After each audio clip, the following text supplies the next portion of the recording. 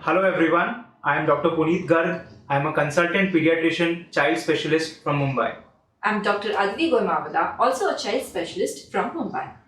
In today's video, we are going to be discussing 5 important steps that all couples must follow so that they have a successful outcome of pregnancy, which is a normal, healthy baby. These steps are to be followed before pregnancy, and in medical terms, we call it as preconceptional care. So, these 5 things are as follows. Lifestyle modification, health checkup, sexually transmitted diseases, vaccination, and genetic counseling. Lifestyle modification is the most important step of all the 5 steps that we are going to be discussing. The very first important factor is the age. The ideal age for bearing a child is between 21 to 30, that is in the third decade of life.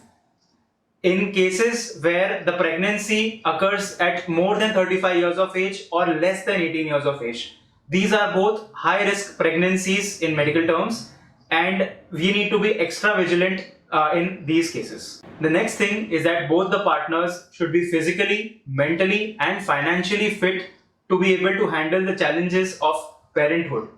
In case there is any marital discord or stress or any kind of pressure from any family members, it is important to seek marriage counseling as well as psychiatric help before planning for a child. I cannot stress enough about the importance of the next point, that is diet and exercise. Please have fresh, home cooked, organic, unprocessed food. Avoid junk food and refined sugars. Along with diet, it is also very important to take supplements, which include vitamin B, C, D, calcium, iron, zinc, and omega-3 fatty acid. Of these, the most important is folic acid, which is to be taken by all women for 3 months before planning pregnancy. It prevents neural tube defects, the normal dose of which is 0.4 mg, which is to be taken every day. If there is a history of neural tube defects or the mother has a previous child who has neural tube defects, the dose becomes 10 times, that is 4 mg, which is to be taken 3 months before pregnancy and to be continued till first trimester. Exercise is also very essential. Non-strenuous aerobic exercises 45 minutes to 1 hour every day.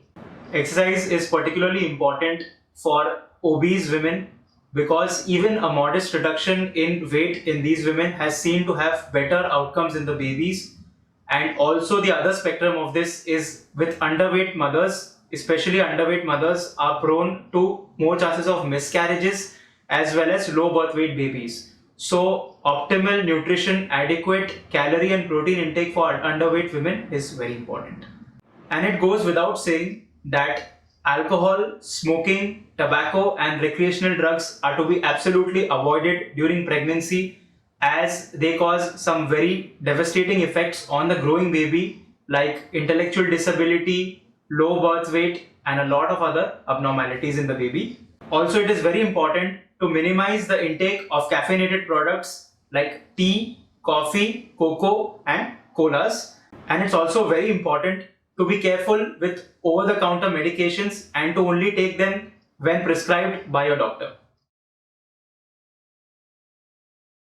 It is very important to do a routine health checkup and some routine blood investigations like complete blood count, which includes hemoglobin levels to rule out any anemia, your renal and liver, that is kidney and liver function tests, thyroid function tests, and your sugar levels. Radiological investigations like X-ray and CT scan are to be done only if advised by doctors because they have a risk of radiation exposure.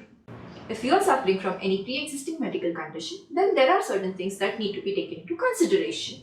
If you are suffering from diabetes, then the first important thing is to get the sugar under control. In uncontrolled sugar, there is a high risk of congenital abnormality, pregnancy loss, big baby, growth restriction, and increased morbidity and mortality. To avoid that, strict sugar control is required. Also, if you are on any oral hypoglycemic drug, then you need to be shifted to insulin because oral hypoglycemic drug is teratogenic and can cause fetal abnormalities. It's also very important to adequately treat hypothyroidism in the mother because it is a preventable cause of intellectual disability in the newborn baby. If you are suffering from high blood pressure, then please go to your physician and get your medicines checked as there are some medications like ACE inhibitors which are not safe for the baby and needs to be changed. Also, in case you are suffering from epilepsy and are on anti-epileptic medications, please consult your physician again for this, because anti-epileptic drugs are quite harmful to the growing baby and they can have some irreparable effects. Other important diseases that need to be optimally managed before pregnancy are heart disease, asthma, chronic kidney and chronic liver diseases. Sexually transmitted diseases are fairly common and can be transmitted to the growing fetus. Hence, the screening and treatment is essential. The screening tests are HIV, hepatitis B, hepatitis C, VDRL for syphilis, urine routine microscopy for urinary infections, and pap smear and vaginal swabs as per your gynecologist's advice. It is very important to be updated with your vaccinations, and the following are strongly advised to be taken before pregnancy. Human papillomavirus vaccine, which is also known as the HPV or the cervical cancer vaccine. The MMR vaccine, which is measles, mumps and rubella. The chickenpox vaccine. And looking at the current scenario, the COVID vaccine. MMR and chickenpox are particularly very important because rubella and chickenpox can cause blindness, deafness and heart defects in the growing baby. It is also very important to keep a gap of 3 months after the last dose before planning pregnancy. Coming to our last point, which is about genetic counseling.